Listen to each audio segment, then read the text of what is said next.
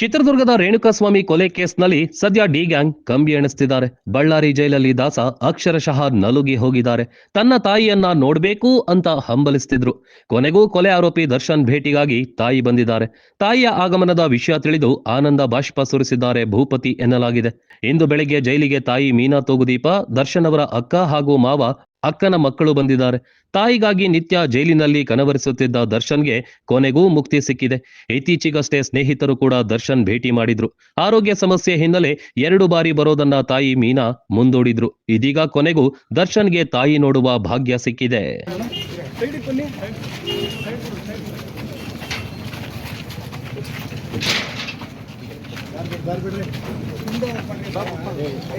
ಕಾರ್ತಿಕ್ ಕಾರ್ತಿಕ್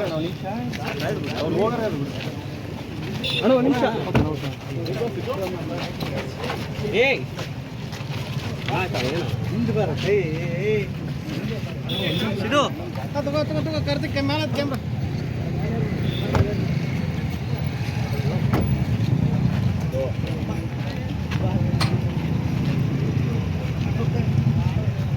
ಯಾರು